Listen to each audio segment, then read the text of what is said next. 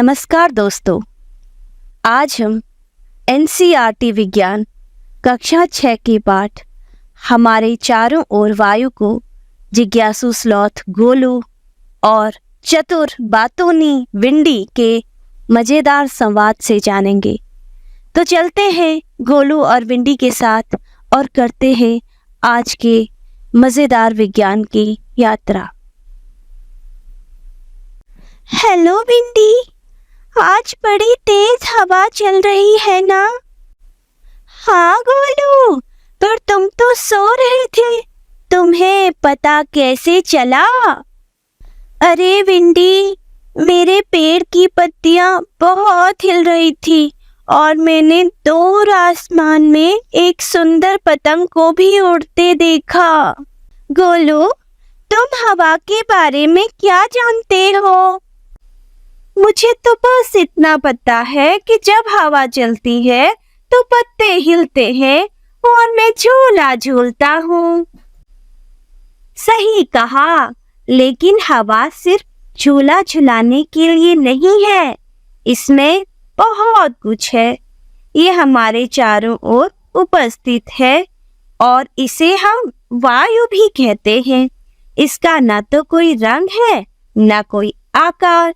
हम इसे आर पार देख सकते हैं, अर्थात यह पारदर्शी है और हमारे चारों ओर इसका विस्तार कई किलोमीटर ऊपर तक है तथा इसे वायुमंडल कहते हैं। विंडी, वायुमंडल क्या होता है?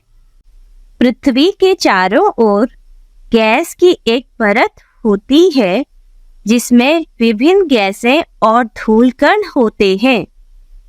गोलू, वायु कई गैसों का मिश्रण है। इसमें सबसे ज्यादा होती है नाइट्रोजन, लगभग 78%, और ऑक्सीजन लगभग 21% होती है। बाकी बचती है कार्बन डाइऑक्साइड, आर्गन और थोड़ी बहुत जल वाष्प। इन सब के अतिरिक्त वायु में कुछ धूल और धुएं के कण भी होते हैं।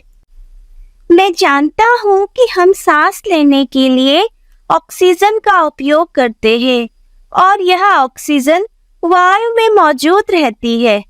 पर विंडी, जो जीव मिट्टी के अंदर होते हैं, उन्हें ऑक्सीजन कैसे मिलती है?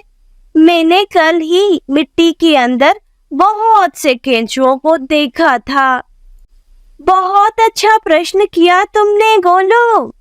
मिट्टी के कणों के बीच छोटे छोटे रिक्त स्थान होते हैं जिनमें हवा भरी होती है। वही हवा इन जीवों और पौधों को ऑक्सीजन देती है। ओह, मतलब हवा सिर्फ ऊपर नहीं, जमीन के अंदर भी होती है। हाँ गोलू, इसलिए जब बहुत दिन तक बारिश हो और मिट्टी ज्यादा भीग जाए तो उसमें पौधे मुरझा जाते हैं। उन्हें जल भराव के कारण ऑक्सीजन नहीं मिल पाती। मैं समझ गई विंडी कि केंचुए जमीन के अंदर मिट्टी में सांस ले सकते हैं और इसलिए वे भारी बारिश में जमीन से बाहर आते हैं। पर विंडी, पानी में रहने वाले जीवों को ऑक्सीजन कैसे मिलती है? गोलू, पानी में ऑक्सीजन घुली होती है और जो जीव पानी में रहते हैं उनके शरीर में श्वसन के कुछ विशेष अंग होते हैं जो पानी में घुली ऑक्सीजन को लेने में समर्थ होते हैं। जैसे मछलियों में गलफड़े होते हैं। वाह विंडी, तुम तो वायु की ज्ञाता हो, सब जानती हो। अच्छा, एक और बात बताओ।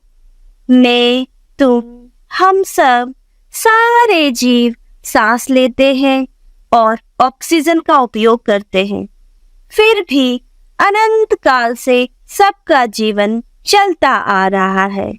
इतनी ऑक्सीजन आ कहां से रही है?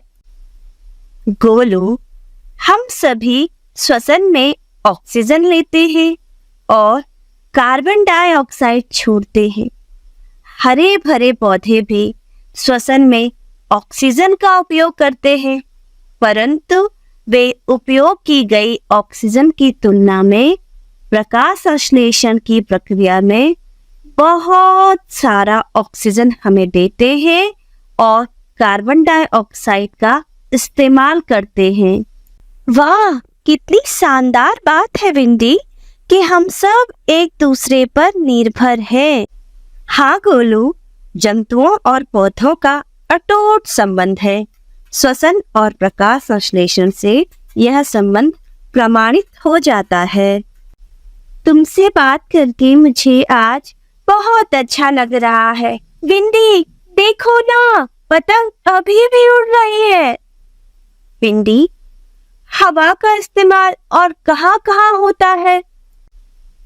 वायु अर्थात हवा से पवन चक्की चलती है और पवन चक्की ट्यूबवेल से पानी निकालने, आटा चक्की चलाने और विद्युत उत्पादन में इस्तेमाल की जाती है।